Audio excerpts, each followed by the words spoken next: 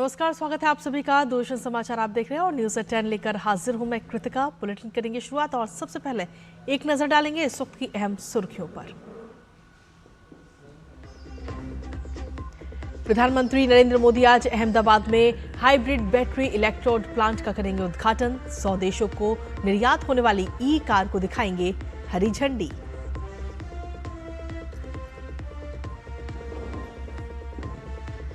दिल्ली के पूर्व मंत्री और आम आदमी पार्टी के नेता सौरभ भारद्वाज के घर ईडी का छापा। हॉस्पिटल कंस्ट्रक्शन घोटाले में खंगाले जा रहे हैं दस्तावेज।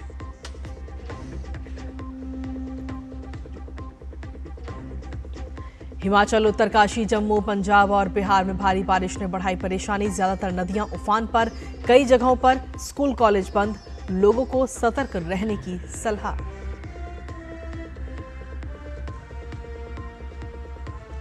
यूक्रेन के स्वतंत्रता दिवस की शुभकामनाओं के लिए ज़ेलेंस्की ने प्रधानमंत्री मोदी का जताया आभार। शांति बहाली के लिए भारत पर जताया भरोसा।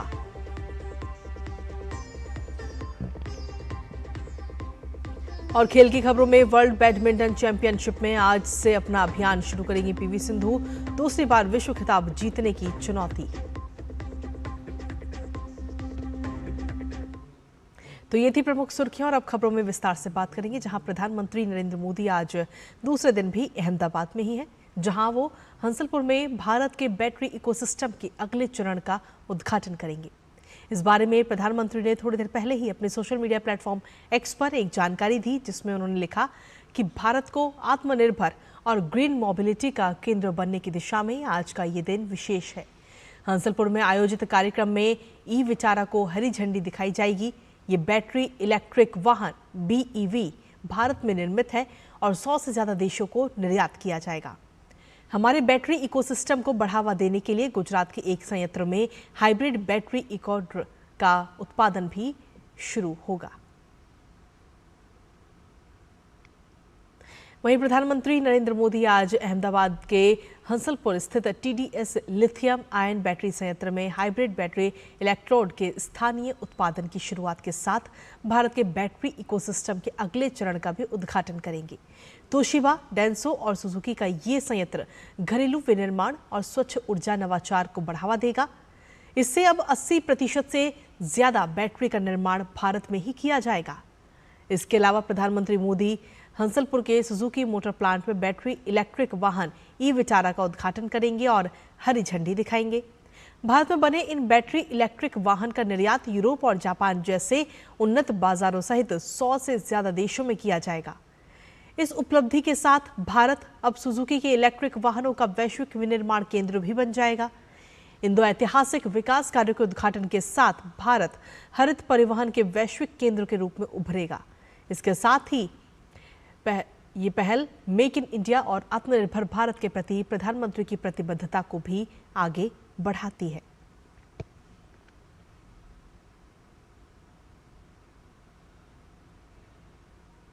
मारुति सुजुकी के कॉर्पोरेट SEO राहुल भारती का कहना है कि ये भारत के लिए एक बड़ी उपलब्धि है। भारत यूरोप और जापान सहित 100 से अधिक देशों को निर्यात करेगा। और क्या कुछ कहा उन्होंने, आपको सुनाते हैं।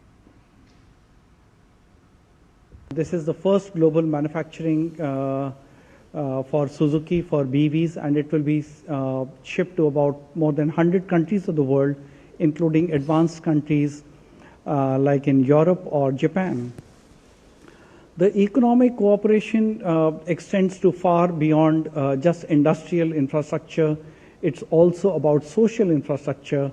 The state of Gujarat has a natural advantage for exports because of its proximity to the ports, and it has some of the high quality ports with this infrastructure helping us for exports to many countries of the world. और इसी के साथ bulletin में आगे बढ़ते हुए आज की बड़ी खबर आपको बता दें, जहां आम आदमी पार्टी के नेता सौरभ भारद्वाज के घर पर ईडी ने आज छापेमारी कर रही है, जहां हॉस्पिटल कंस्ट्रक्शन घोटाले के मामले में ये छापेमारी चल रही है। दिल्ली के पूर्व स्वास्थ्य मंत्री सौरभ भारद्वाज के अलावा सत्येंद्र जैन भी इस मामले में जांच के दायरे में है। इसको लेकर ईडी ने अपनी ECIR दर्ज की थी। ये अस्पताल निर्माण घोटाला करीब 5,590 करोड़ रुपए का है। दरअसल साल 2018-19 में तत्कालीन दिल्ली सरकार ने 24 अस्पतालों के निर्माण के लिए 5,590 करोड़ के प्रोजेक्ट्स की मंजूरी दी थी। 6 महीने में आईसीयू अस्पताल बनना था, लेकिन 3 साल बाद भी ये काम अधूरा रहा। इनमें से कई प्रोजेक्ट्स में गंभीर अनियमितताओं के आरोप लगे हैं। आरोप ये भी है कि 800 करोड़ खर्च होने के बावजूद केवल 50% काम ही पूरा हुआ। बिना किसी ठोस प्रगति के एलएनजेपी अस्पताल की लागत 488 करोड़ से बढ़कर 1,135 करोड़ रुपए हो गई। आरोप ये भी है कि कई स्थानों पर बिना मंजूरी के निर्माण कार्य शुरू किए गए और ठेकेदारों की भूमिका संदिग्ध पाई गई। इसके साथ ही हॉस्पिटल इंफॉर्मेशन मैनेजमेंट सिस्टम 2016 से लंबित है, जिसे जानबूझकर टालने का भी आरोप है। भारत रत्न मदर टेरेसा को उनकी 115वीं जयंती पर पूरा देश याद कर रहा है और इस मौके पर कोलकाता स्थित मिशनरीज ऑफ चैरिटी के मदर टेरेसा हाउस में सामूहिक प्रार्थना की गई। इन प्रार्थनाओं की मदद से लोगों में प्रेम, विश्वास और सेवा की भावना का प्रसार किया गया। मानवता, करुणा और सेवा की प्रतिमूर्ति मदर टेरेसा जीवन भर मानवीय कार्यों में जुटी रही। इसके लिए उन्हें नोबेल शांति पुरस्कार और भारत का सर्वोच्च नागरिक सम्मान भारत रत्न से भी सम्मानित किया गया था।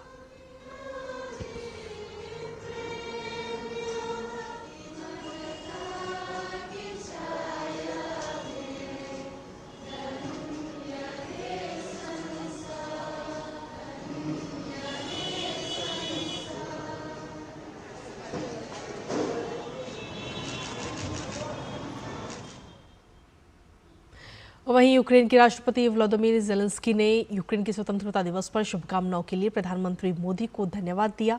शांति बहाली की कोशिशों के लिए भारत पर भरोसा जताया।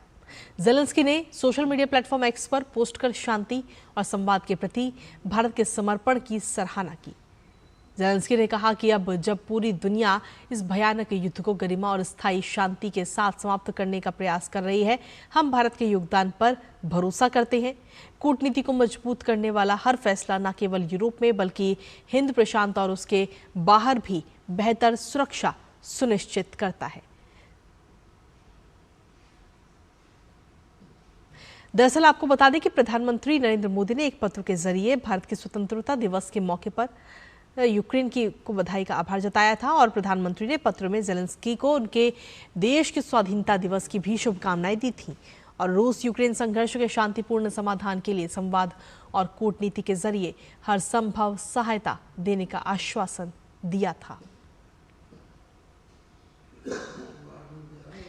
और चलिए खबरों में आगे बढ़ते हैं, जहां लद्दाख में पिछले 24 घंटे से रुक रुक कर बारिश लगातार जारी है। दरअसल आपको बता दें कि अगस्त के महीने में इतनी बारिश साल 1973 के बाद दर्ज की गई थी। मौसम विभाग के अनुसार सोमवार शाम 4 बजे तक 44 मिलीमीटर बारिश दर्ज की गई है। मौसम विभाग ने आगामी 24 घंटे के लिए भी लगातार बारिश की संभावना जताई है। इसके साथ ही लद्दाख के ऊंचे इलाकों में बर्फबारी भी हो रही है। खारदोंगला दर्रे, चांगला दर्रे और अन्य प्रमुख सड़कों पर यातायात को नियंत्रित करने के लिए विशेष बल तैनात किया गया। सड़कों पर फिसलन के कारण एक तरफा यातायात की अनुमति दी गई। बारिश से सामान्य जनजीवन भी बहुत अधिक प्रभावित हुआ है।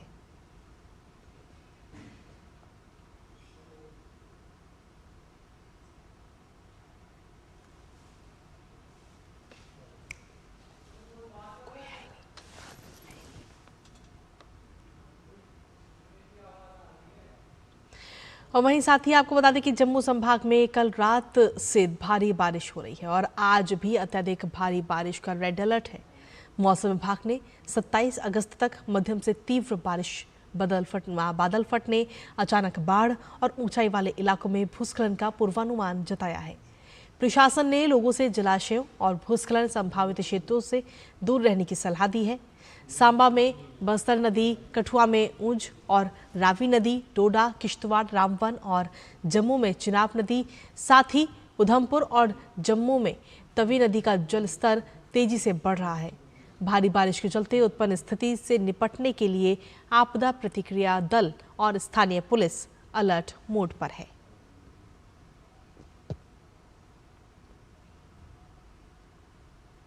और वहीं हिमाचल प्रदेश में आज भी लगभग सभी जिलों में भारी बारिश की चेतावनी है। 2 जिलों में, चंबा और कांगड़ा में तो बहुत तेज बारिश का रेड अलर्ट भी जारी किया गया है। प्रशासन ने अधिकांश जिलों में स्कूल, कॉलेज, आंगनबाड़ी केंद्र बंद रखने के आदेश दिए हैं। कल से जारी भारी बारिश से प्रदेश में जगह जगह भूस्खलन और सड़कें बंद होने की भी सूचना मिल रही है। कुल्लू के बंजार में बड़ी बड़ी चट्टानें अचानक सड़क पर गिरी, जिससे कई राहगीर भी बाल बाल बचे। चंबा में रावी नदी पूरे उफान पर खतरे के निशान से ऊपर बह रही है, जिससे आसपास के इलाकों में बाढ़ का खतरा मंडरा रहा है। जिले में बाढ़ के चलते पवित्र मणिमहेश यात्रा भी कल ही रोक दी गई है। कम बारिश वाले क्षेत्रों जैसे लाहौल स्पीति में भी इस पिछले 2 दिनों में भारी बारिश और भूस्खलन के चलते सामान्य जनजीवन अस्त व्यस्त हो गया।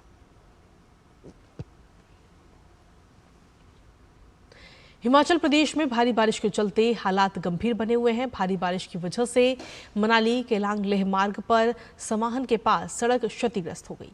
कई जगहों पर भूस्खलन की वजह से सड़कें क्षतिग्रस्त हो गई। भूस्खलन और कटाव से कई जगहों पर यातायात भी बाधित हो गया। प्रशासन लगातार हालात पर नजर बनाए हुए है। प्रभावित लोगों को हर संभव मदद भी की जा रही है।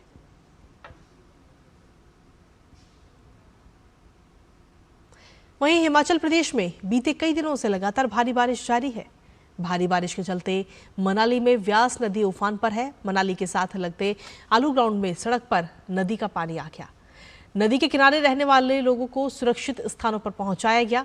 मनाली प्रशासन लगातार स्थिति पर अपनी नजर बनाए हुए है और इसके साथ ही कुल्लू में भी नदी का जलस्तर बढ़ने के कारण बाढ़ जैसी स्थिति पैदा हो गई है। शहर में स्थित सब्जी मंडी, किसान भवन की इमारत में भारी बारिश के चलते फंसे लोगों को बचाया गया। इसके साथ ही भारी बारिश की वजह से जगह जगह भूस्खलन की घटनाएं भी सामने आ रही हैं, तो वहीं कई जगह पर सड़कें भी अवरुद्ध हुई। प्रशासन ने लोगों से घरों में रहने, नदी नालों के पास न जाने और यात्रा के दौरान सतर्कता बरतने की अपील की है। मौसम विभाग के अनुसार लगातार बारिश से भूस्खलन और जल भराव का भी खतरा बढ़ सकता है। उत्तरकाशी में लगातार बारिश के चलते गंगोत्री नेशनल हाईवे जगह जगह पर बंद हो गया। राजमार्ग पर डाबरानी में भारी भूस्खलन के कारण पहले से ही रास्ता अवरुद्ध हो गया था, तो वहीं धरासू और नलूड़ा के पास मलबा में बोल्डर गिर जाने की वजह से ये घटना सामने आई। तो वहीं यमुनोत्री राष्ट्रीय राजमार्ग पर कल्याणी, फेडी, नारद चट्टी और जंगल चट्टी और बनास के पास भी मार्ग अवरुद्ध हो गया। इसके साथ ही लगातार बारिश के चलते गंगा घाटी की संचार और विद्युत आपूर्ति भी पूरी तरह से बंद हो गई। और बात पंजाब की करते हैं, तो यहाँ भी लगातार हो रही बारिश के चलते हालात बिगड़ रहे हैं। राज्य के कई हिस्सों में पिछले 72 घंटों से लगातार बारिश हो रही है। बारिश के चलते पंजाब के कई गांव बाढ़ की चपेट में आ गए। इस स्थिति को देखते हुए पठानकोट, होशियारपुर, जालंधर और कपूरथला में आज स्कूल भी बंद कर दिए गए हैं। कई जिलों के लोग अपने घर छोड़कर सुरक्षित स्थानों पर जा रहे हैं, तो वहीं पठानकोट में भारी बारिश के रावी नदी उफान पर है। इसके साथ ही नदी के तेज बहाव में 4 लोग फंस गए। इसमें 2 साल का बच्चा भी शामिल है। इन लोगों को बचाने की कोशिशें जारी हैं। लगातार हो रही बारिश से गुरदासपुर जिले के 7 गांवों का संपर्क टूट गया, तो वहीं बॉर्डर जिले के फाजिलका में कांवा वाली पत्तन से भी लोगों को रेस्क्यू करके सुरक्षित स्थानों पर भेजा जा रहा है। इसके साथ ही संगरूर में नेशनल हाईवे धंस गया, जिस वजह से रूट को डाइवर्ट किया गया। मानसा और लहरागामा में सड़कों पर भी काफी पानी भर गया है। और अब बात राजस्थान की करते हैं, जहां भारी बारिश ने प्रशासन की मुसीबत बढ़ा दी है। मौसम विभाग ने राज्य में अगले 2 से 3 दिन कुछ ही जिलों में हल्की से मध्यम और कहीं कहीं तेज बारिश की संभावना जताई है। आज जालौर, सिरोही और उदयपुर में ऑरेंज अलर्ट जारी किया गया, तो वहीं बाड़मेर, पाली, राजसमंद, डूंगरपुर, बांसवाड़ा, चूरू, झुंझुनू, अलवर जिलों के लिए येलो अलर्ट जारी किया गया। इस बीच 8 जिलों में बारिश के चलते स्कूलों में छुट्टी घोषित कर दी गई। इससे पहले कल भारी बारिश से प्रदेश के कई इलाके जलमग्न हो गए। कई शहरों, गांवों और कस्बों में बाढ़ जैसे हालात हैं। राज्य के मुख्यमंत्री भजनलाल शर्मा की ओर से समस्त जिला कलेक्टर और अधिकारियों को अलर्ट मोड पर रहने एवं मिशन मोड पर राहत एवं बचाव कार्य करते हुए सभी आवश्यक इंतजाम सुनिश्चित करने के निर्देश दिए गए हैं। और बिहार में लगातार हो रही बारिश का असर भी अब दिखाई देने लगा है। सहरसा जिले के भेलाही गांव में एक पुल और सड़क बाढ़ के कारण ढह गई। इस घटना की जांच के लिए प्रशासन की ओर से एक दल भी गठित किया गया है। तो वहीं राज्य के अन्य जिलों की बात की जाए तो मौसम विभाग ने अरवल, जहानाबाद, नवादा समेत दक्षिण बिहार में आज बारिश और ओलावृष्टि की चेतावनी जारी की है। और अब बात दिल्ली एनसीआर की, जहां रुक रुक कर हो रही बारिश से मौसम खुशनुमा बना हुआ है। राजधानी में हल्की बारिश का सिलसिला आज भी जारी रहेगा, तो वहीं दूसरी तरफ लगातार हो रही बारिश से यमुना नदी का जलस्तर बढ़ गया है। नदी का जलस्तर बाढ़ के खतरे के निशान के करीब बना हुआ है। यमुना नदी के आसपास रह रहे लोगों को प्रशासन ने सुरक्षित स्थानों पर पहुंचा दिया है। तो वहीं मौसम विभाग ने आने वाले 3 दिन के लिए ऐसा मौसम बने रहने की भी संभावना जताई है। और न्यूज़ 10 में खबरों का सिलसिला लगातार जारी है। वक्त एक छोटे से ब्रेक का है, आप बने रहिए हमारे साथ।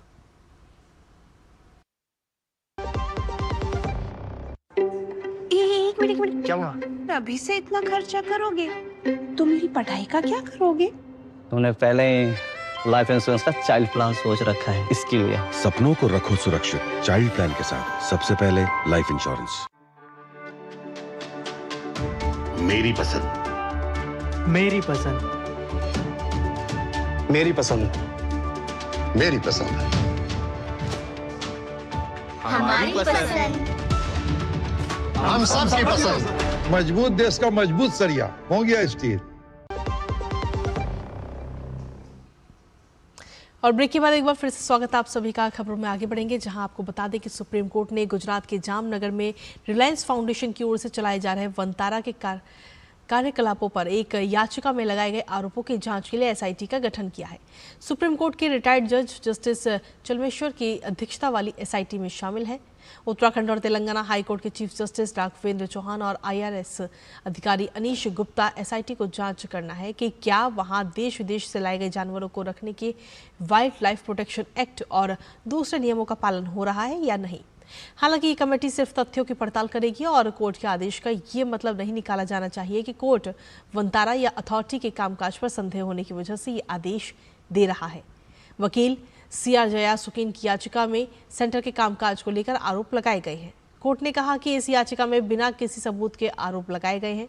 आमतौर पर ऐसी याचिका को कोर्ट सुनवाई के लिए मंजूर नहीं करता, लेकिन अर्जी में जिस तरह से कोर्ट और अथॉरिटी पर अपनी जिम्मेदारी न निभाने के आरोप लगाए गए हैं, उनके मद्देनजर कोर्ट स्वतंत्र जांच का आदेश दे रहा है।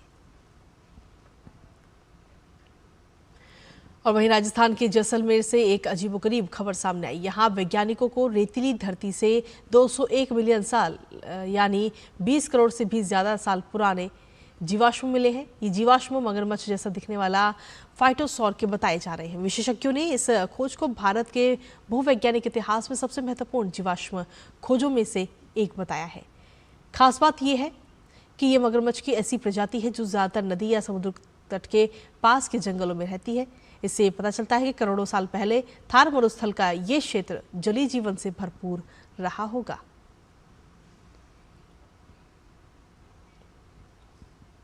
ये अपने आप में बहुत ज़्यादा इम्पोर्टेंट है, क्योंकि अभी तक यहाँ पे जैसा हमने अभी घूम के सराउंडिंग चट्टानों की देखी, जुरेसिक काल की चट्टानें, अर्ली जुरेसिक और अर्ली जुरेसिक पहले यहाँ पर अभी तक का इंडिया में 180 यानी जुरेसिक काल की चट्टानों में 180 या 180 मिलियन ईयर से पहले कोई इस तरह का क्रेचर या फॉसिल मिला ही नहीं है। ये अपने आप में एक बहुत बड़ी डिस्कवरी है भारत के लिए, भूविज्ञान जगत के लिए, स्पेशली वेस्टर्न राजस्थान या जैसलमेर डिस्ट्रिक्ट के लिए।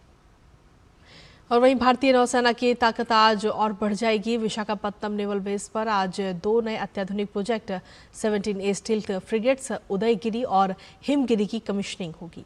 इतिहास में ऐसा पहली बार हो रहा है जब 2 फ्रंटलाइन युद्धपोत जो अलग अलग शिपयार्ड में बने हैं और एक साथ नौसेना में शामिल किए जाएंगे। उदयगिरी और हिमगिरी को पहले भी भारतीय नौसेना में उपयोग किया गया था। अब ये नए जहाज उनके गौरवशाली इतिहास को आगे बढ़ाएंगे।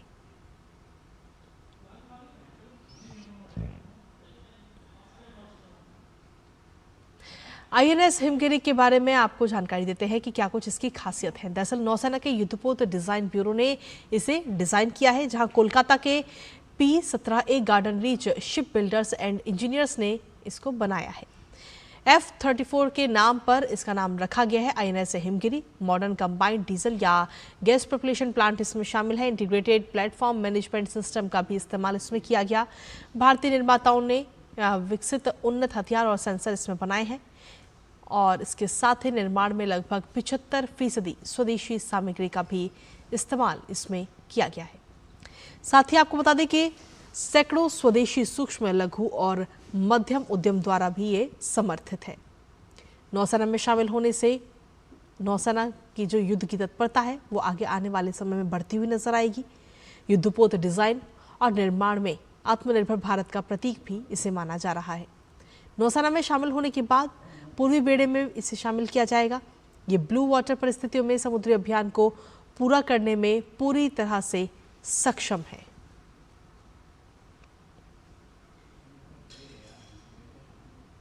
तो ये बात थी आईएनएस हिमगिरी की। और अब बात करते हैं फ्रंटलाइन युद्धपोत उदयगिरी की। उसकी क्या कुछ खासियत है, एक नज़र उस पर डालते हैं। दरअसल प्रोजेक्ट 17 शिवालिक श्रेणी के फ्रिगेट का ये जहाज है जिसे शामिल किया जाना है आज। और अपनी श्रेणी का ये सबसे तेज जहाज फ्रंटलाइन युद्धपोत उदयगिरी को माना जा रहा है। मुंबई के Mazagon dock ship builders limited ने इसका पूरा निर्माण किया है, इसको पूरा तैयार किया है, बनाया है। और इसके साथ ही इसकी डिज़ाइन की अगर हम बात करें तो डिज़ाइन ब्यूरो ने इसको पूरी तरह से डिज़ाइन किया है।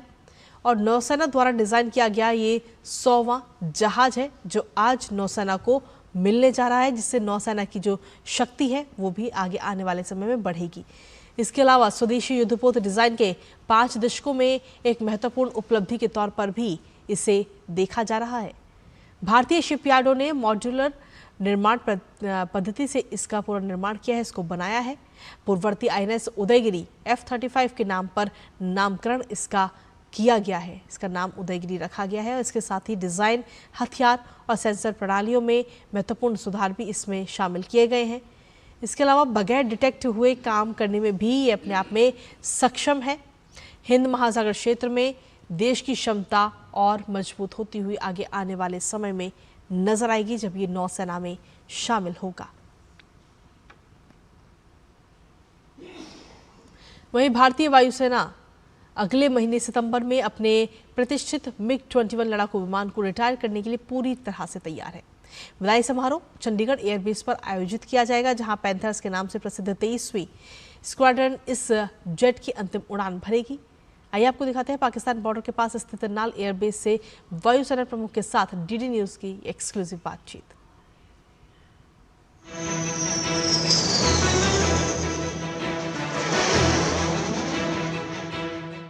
मिग को एक बार फिर आसमान की बुलंदियों पर ले जाने के लिए वायुसेना प्रमुख और स्क्वाड्रन लीडर प्रिया, महिला पायलट, पूरी तरह तैयार। कॉकपिट में बैठने से पहले जहाज की बारीकी से जांच करते हुए air chief marshal Amarpreet Singh. और अब दहाड़ता हुआ मिग रनवे पर सीमा पार दुश्मन का दिल दहलाने के लिए बेकरार। मेरे ठीक पीछे है ये MiG-21 जिसे उड़ा रहे हैं air chief marshal AP Singh. MiG-21 ने भारतीय वायुसेना की मजबूती से सेवा की है, देश की हिफाजत करी है, लेकिन अब वक्त आ गया है उसे सलाम करने का, वक्त आ गया है उसे अलविदा कहने का। MiG-21 बेड़े को चरणबद्ध तरीके से समाप्त करना भारतीय वायुसेना की आत्मनिर्भर और आधुनिकीकरण योजनाओं का हिस्सा है। इसकी जगह स्वदेशी रूप से विकसित तेजस Mk-1A लड़ाकू विमान लेगा। I think it is going to be one aircraft which is going to be missed by people who have flown it earlier. But yes, everything has time and place. Now we have to move on because this technology is old. It's very difficult to maintain this technology now. So we've decided to now call it a day for this aircraft and move on to the new platforms like the Tejas Mark II. Rafales have come in, Su-30s are already operating. So these platforms will take this place. MiG-21 की विदाई भारतीय वायुसेना के लिए एक युग का अंत है, क्योंकि 1963 में शामिल होने के बाद MiG-21 ने 6 दशकों से भी अधिक समय तक भारत की सेवा की है। मैं इस वक्त नाल एयरबेस पे हूँ और जैसे कि आप देख सकते हैं मेरे ठीक पीछे है भारतीय वायुसेना का पहला सुपरसोनिक विमान। जी हाँ, हम बात कर रहे हैं MiG-21 की और इसके बारे में ज़्यादा बातचीत करने के लिए मेरे साथ है विंग कमांडर जयदीप सिंह। सबसे पहले MiG-21 का जो हुआ था ऑपरेशंस में यूज़, वो हुआ था 1965 की जंग में। उस समय नंबर्स लिमिटेड थे, बट MiG-21 ने अपना कर्तव्य पूरा किया, अपना एयर डिफेंस फाइटर का अपनी मिशंस फ्लाई किए।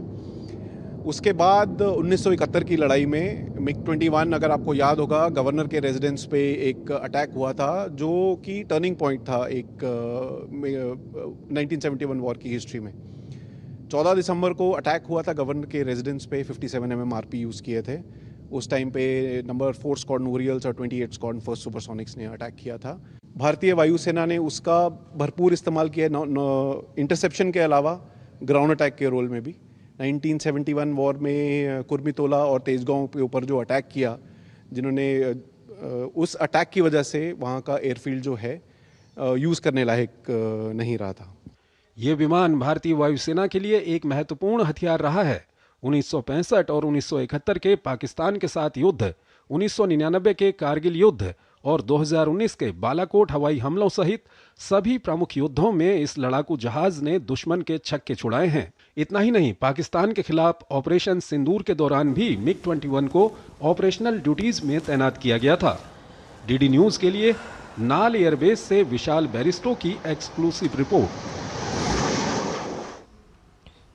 और इसी के साथ चलिए अब खबरों में आगे बढ़ेंगे, जहां आपको बता दें कि दिल्ली के विज्ञान भवन में आज से 28 तारीख तक राष्ट्रीय स्वयंसेवक संघ की व्याख्यान माला का कार्यक्रम आयोजित किया जाएगा।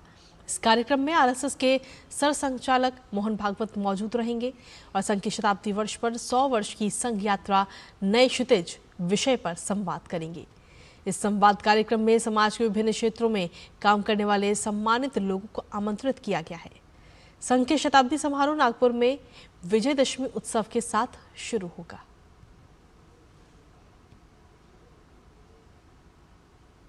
RSS का शताब्दी वर्ष होने जा रहा है और आगामी 2 अक्टूबर विजयादशमी से शताब्दी वर्ष प्रारंभ होगा। इस शताब्दी वर्ष को ध्यान में रखकर संघ के द्वारा समाज तक अपने विचारों को पहुंचाने के उद्देश्य से एक विशेष आयोजन दिल्ली में हो रहा है। ये परम पूजनीय सरसंघ चालक जी के साथ आगामी 26, 27, 28 अगस्त को संवाद कार्यक्रम आयोजित हो रहा है, जिसमें समाज के बहुत महत्वपूर्ण व्यक्तियों को आमंत्रित कर रहे हैं। ये संवाद पूरे देश के सामने लाइव रहेगा और स्वाभाविक रूप से देश के महत्वपूर्ण विषयों के बारे में भी वो बात करेंगे। और इसी के साथ फिलहाल न्यूज़ 10 में मुझे और हमारी पूरी टीम को दीजिए अनुमति। नमस्कार।